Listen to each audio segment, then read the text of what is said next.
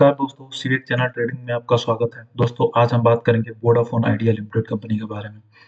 दोस्तों वीडियो को पूरी तरह से समझने के लिए अंत तक बने रहें और चैनल को साथ ही साथ लाइक और सब्सक्राइब करें ताकि आगे आने वाली वीडियो और अपडेट आप तक आसानी से पहुंच सके। दोस्तों आज हम बात करेंगे वोडाफोन आइडिया कंपनी के बारे में। क्या कंपनी में जो फॉल है वो लगातार कंटिन्यू रहेगा या फॉल जो है वो थमेगा। दोस्तों मैं वीडियो बनाने से पहले आपको ये बता देना चाहता हूँ, मेरा किसी भी प्रकार का बाई और सेल का रिकमेंडेशन नहीं है। जो भी आप ट्रेड करेंगे वो अपने नॉलेज के हिसाब से करेंगे, अपने फाइनेंशियल एडवाइजर से पूछ के करेंगे। चलिए दोस्तों हम बात कर लेते हैं वोडाफोन आइडिया लिमिटेड के बारे में। दोस्तों अगर हम इसके व्यवसाय की बात करें, बिजनेस की बात करें, दोस्तों ये कंपनी जो है नेटवर्क प्रोवाइडर कंपनी है और ये जो इंडिया में जो इसका पोजीशन है वो थर्ड लार्जेस्ट कंपनी है एयरटेल और जियो के बाद। दोस्तों अगर इसके मार्केट कैपिटलाइजेशन की बात कर ले तो 62,869 करोड़ इसका टोटल मार्केट कैपिटलाइजेशन है। करंट प्राइस है 9.02 के आसपास, जो 52 वीक हाई है 19.2 रुपीज के आसपास है, 52 वीक लो है 8.89 के आसपास है। स्टॉक प्रीज यहाँ कुछ दिखा नहीं रहा है। Book value -20.8। Everything is burst. ROC is burst. ROC burst. RO is nothing is here to show. Face value 10 rupees के आसपास है। Promoters holding 37.2%। दोस्तों nothing is here to show, but I think I will discuss everything. आप video में कृपया अंत तक बने रहें। मैं आपको हर एक चीज, हर एक छोटी छोटी चीज समझाऊंगा और हम निष्कर्ष पे पहुंचेंगे। क्या इसका फॉल कंटिन्यू रह सकता है या यहाँ से जो वोडाफोन आइडिया है बाउंस बैक करेगा। दोस्तों जहां तक मुझे पता है इसमें बहुत ज़्यादा सारे रिटेल्स इन्वेस्टर्स जो हैं वो फंसे हुए होंगे, हो सकते हैं। क्योंकि दोस्तों अगर इसके चार्ट पैटर्न की बात कर लेते हैं तो ये अगर 2023 से बात कर लेते हैं, जो इसने अपना लो बनाया था 575 के 5.7 रुपये के आसपास, वहां से अगर बात कर लेते हैं तो यहाँ से लगभग लगभग इसने 235 पॉइंट का गेन दिया। उसके बाद से लगातार मार्केट ऑलमोस्ट 28 जून से गिरावट चालू हुई और आज ऑलमोस्ट 18 अक्टूबर के आसपास देखिए अपने 9 रुपए के आसपास ऑलमोस्ट 52 वीक लो के आसपास ट्रेड करता हुआ दिख रहा है। चलिए दोस्तों अब हम बात कर लेते हैं इसके फाइनेंशियल के बारे में। दोस्तों nothing is here to show और कुछ भी यहाँ दिखाने लायक नहीं है। प्रो में कुछ है ही नहीं, कॉन्स में ही है एवरीथिंग। तो इसको पढ़ने की जरूरत नहीं है। अगर हम यहाँ पे सब कुछ कंपनी का डिस्कस करेंगे then we will find out that company is good और नॉट, और क्या ये बाउंस बैक कर सकती है कि नहीं। दोस्तों जून जून 2021 के सेल्स की बात कर लेते हैं तो 9,152 करोड़ की कंपनी जो सेल्स था कंपनी का, वो जून 2024 में 10,508 करोड़ के। अगर हम लास्ट जून क्वार्टर 2023 से कंपेयर करते हैं तो भी फिर भी इसके सेल्स में कमी आई है। चलिए देख लेते हैं। अदर इनकम जो है 212 करोड़ से बढ़ते हुए 256 करोड़ के आसपास हो चुका है। मार्च 2024 में जो 32 करोड़ का था वो 256 करोड़ का हो गया। जून 2023 में जो 21 करोड़ का था वो भी 256 करोड़ के हो गए। तो जनरली हम सेम क्वार्टर के लास्ट ईयर से ही कंपेयर करते हैं। अगर प्रॉफिट बिफोर टैक्स किया जाए, बात कर लिया जाए तो -7,390 करोड़ का यहाँ पे प्रॉफिट बिफोर टैक्स है। और अगर जून लेटेस्ट क्वार्टर की बात कर लिया जाए -6,427 के आसपास यहाँ पे इसका जो प्रॉफिट बिफोर टैक्स है, तो ये ऑलमोस्ट कम हुआ है। लेकिन चलिए हम धीरे धीरे आगे बात नेट प्रॉफिट की बात कर लेते हैं। नेट प्रॉफिट जो है जून 2023 के क्वार्टर में नेट प्रॉफिट कंपनी में काफ़ी इंक्रीज हुआ है और ऑलमोस्ट कंपनी ने 1200 करोड़ के आसपास का नेट प्रॉफिट अपना बढ़ाया है अगर जून 2023 के क्वार्टर से बात करते हैं। सेल्स की बात कर लेते हैं दोस्तों। सेल्स की बात कर लेते हैं तो सेल्स में कंपनी ने मार्च 2023 में सेल्स था 22,407 करोड़ का, वो हाईएस्ट एवर है। 42,652 करोड़ का जो मार्च 2024 में है। चलिए दोस्तों हम नेट प्रॉफिट की बात कर लेते हैं, प्रॉफिट बिफोर टैक्स की बात कर लेते हैं। ये 1577 करोड़ था जो आज इस समय -30,410 करोड़ के आस पहुंच गया। मतलब आप सोच सकते हैं 1500 करोड़ यहाँ पे अगर आप देखें हाईएस्ट एवर प्रॉफिट अगर देखते हैं तो लगभग लगभग 5,000 करोड़ के आसपास जो highest ever profit before tax वाली कंपनी आज -30,410 करोड़ के आसपास उसका जो प्रॉफिट बिफोर टैक्स है। अगर नेट प्रॉफिट की बात कर लेते हैं तो स्टार्ट हुआ 1,011 रुपये से और आज अभी जो लेटेस्ट अगर मार्च 2024 की बात करें तो -31,238 करोड़ है। अगर लास्ट क्वार्टर से बात करते हैं तो लास्ट क्वार्टर से इनका पहले तो प्रॉफिट बिफोर टैक्स भी बढ़ा है और उसमें नेट प्रॉफिट भी इनका बढ़ गया है। प्रॉफिट बिफोर टैक्स तो ऑलमोस्ट मान लीजिए -29,298 करोड़ से -13,410 पे पहुंचा, लेकिन जो नेट प्रॉफिट है वो -29,301 से -31,238 पहुंच गया। वाई बिकॉज क्योंकि यहाँ पे 3% इन्होंने टैक्स भी किया है, तो और ज़्यादा बढ़ गया अगर इससे कंपेयर करते हैं तो। चलिए दोस्तों, वैसे देख लेते हैं तो कंपनी का net profit year on year basis पे हाईएस्ट एवर अगर देखते हैं तो हमारा जो कंपनी का नेट प्रॉफिट जो था हाईएस्ट एवर वो लगभग मार्च 2015 में था। उसके बाद से कंपनी कंटिन्यूस डाउन हुई, कंटिन्यूस फॉल आया। और अगर यहाँ देखते हैं मार्च 2020 में, ये कोविड का पीरियड है, ये भी कोविड का पीरियड है। उसके बाद से कंपनी ने धीरे धीरे निकालने की कोशिश की, अपने आप को नेट प्रॉफिट सुधारने की कोशिश की, बट कंपनी ने अभी खुद को सुधार नहीं पाया। इसका रीजन हम नीचे बात करेंगे। तो कंपनी का नेट प्रॉफिट ऐसे है और लगातार ऐसे ही बना हुआ है, कंपनी सुधारने की कोशिश नहीं कर रही है। और जबकि इंडिया की third largest network provider company है, और इसका जो है रीच जो है मुंबई और केरला में नंबर 1 पोजीशन पे है, और गुजरात में है वो जो नंबर 2 पोजीशन पे है, और रेस्ट ऑल और अदर स्टेट में जो है वो नंबर 3 पोजीशन पे है इसका। फिर भी कंपनी का अगर नेट प्रॉफिट इतना डिक्रीज होता है तो कुछ ना कुछ कंपनी में कमी होगी, कुछ ना कुछ कंपनी के जो पोर्टफोलियो होल्डर होंगे वो कंपनी के पहचान नहीं पा रहे होंगे, वो चीज़ों को ठीक करने की कोशिश नहीं कर रहे होंगे, तभी कंपनी कंटिन्यूस इतना लॉस में है। चलिए दोस्तों, अगर हम बात कर लेते हैं बैलेंस शीट में देखते हैं तो कंपनी का इक्विटी कैपिटल जो है वो 3314 करोड़ से इंक्रीज होते होते मार्च 2024 की बात कर लेते हैं तो 50,120 करोड़ हुआ, और ये भी बहुत अच्छा है। रिजर्व की बात कर लेते हैं तो इन्होंने रिजर्व जो था वो रिजर्व अपना -1,54,287 के आसपास जो इनका रिजर्व था 10,998 को, उसको डिक्रीज करते हुए इन्होंने कहाँ पहुंचा दिया, -1,55,287 के आसपास।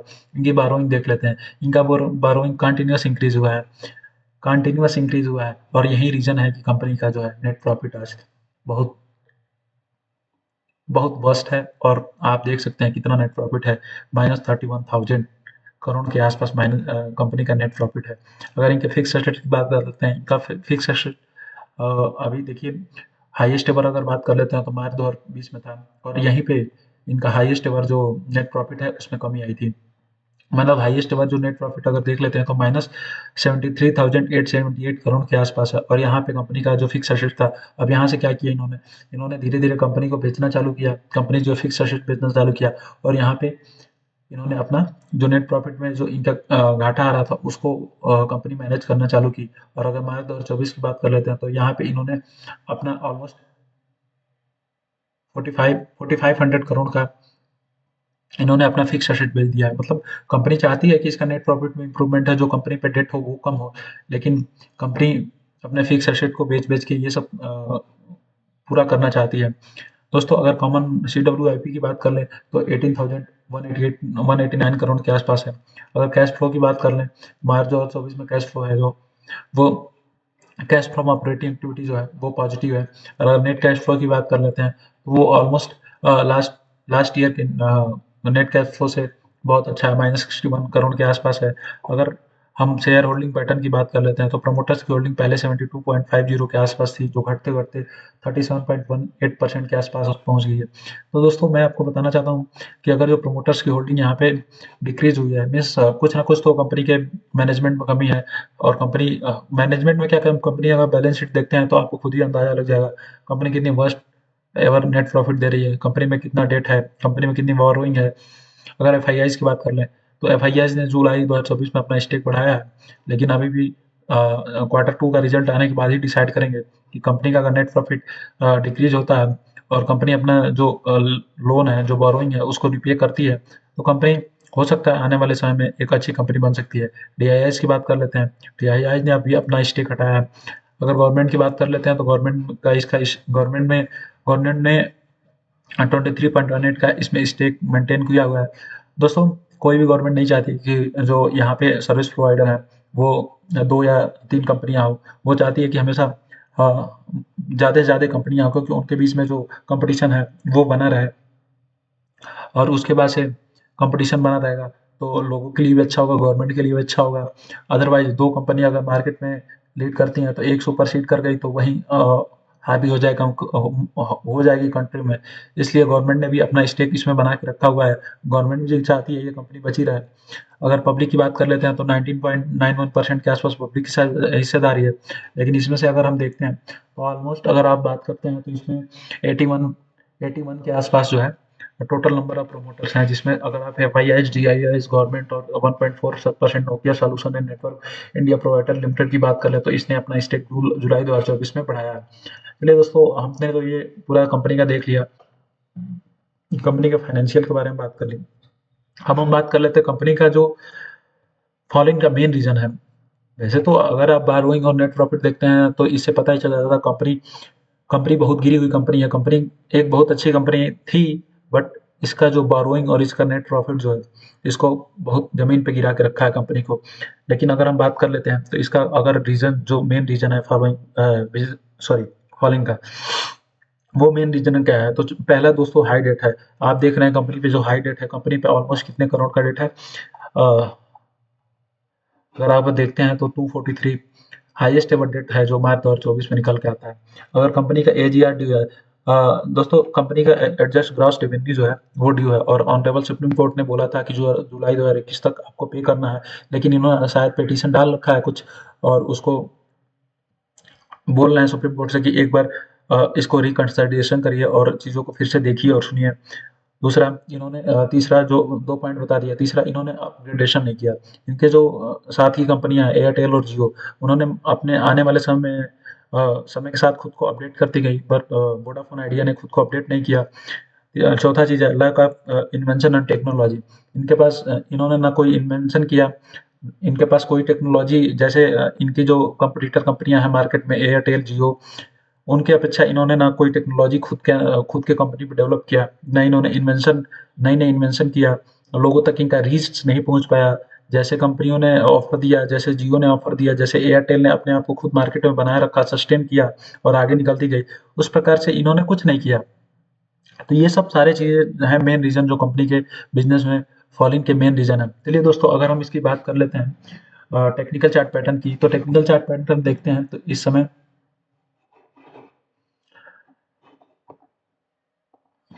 टेक्निकल चार्ट पैटर्न देखते हैं तो कंपनी अपने 52 वीक लो के आसपास ट्रेड कर रही है। अगर कंपनी का हाई देखते हैं दोस्तों, कंपनी ने अपना हाई कहाँ बनाया था?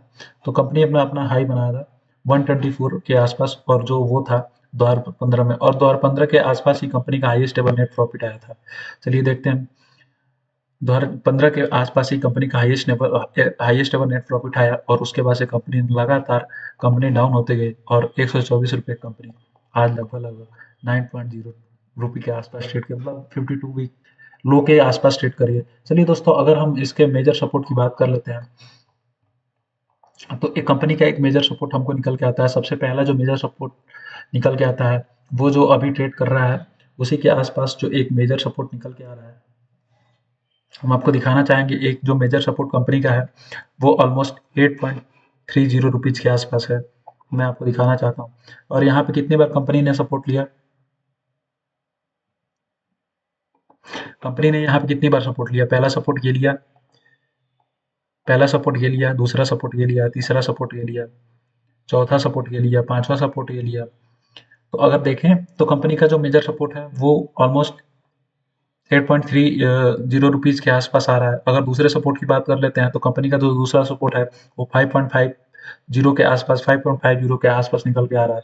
दोस्तों, अभी से Q2 का रिजल्ट आने वाला है। अगर कंपनी अच्छा रिजल्ट देती है और अपना नेट प्रॉफिट जो है वो बढ़ाती है, और कंपनी अपनी बारोइंग को जो है रिड्यूस करती है, तो हो सकता है आने वाले समय में कंपनी एक अच्छी कंपनी बन के उभरेगी और अच्छा रिटर्न देगी। लेकिन अभी तो कुछ कंपनी में ऐसा ऐसा कुछ भी नहीं है। कंपनी का फंडामेंटल, कंपनी का बिजनेस, कंपनी का फाइनेंशियल, कंपनी का टेक्निकल सारा कुछ हमने समझ लिया, और कुछ भी ऐसा नहीं है कि जो हमको कंपनी में दिखाए। कुछ भी एक सिंगल, ना टेक्निकल, ना फाइनेंशियल, ना बिजनेस, अभी कुछ भी ऐसी चीज नहीं है जो हमारे पक्ष में हो और जो हमको ये कंपनी में अपना वैल्यूएबल मनी और टाइम इन्वेस्ट करने के लिए हमको प्रेरित करे। दोस्तों, मेरा किसी भी प्रकार का बाई और सेल का रिकमेंडेशन नहीं है। अगर आपको वीडियो अच्छी लगी हो तो please like and subscribe my channel. आज के लिए बस इतना है, फिर मिलेंगे नेक्स्ट वीडियो में। Thank you. जय हिंद।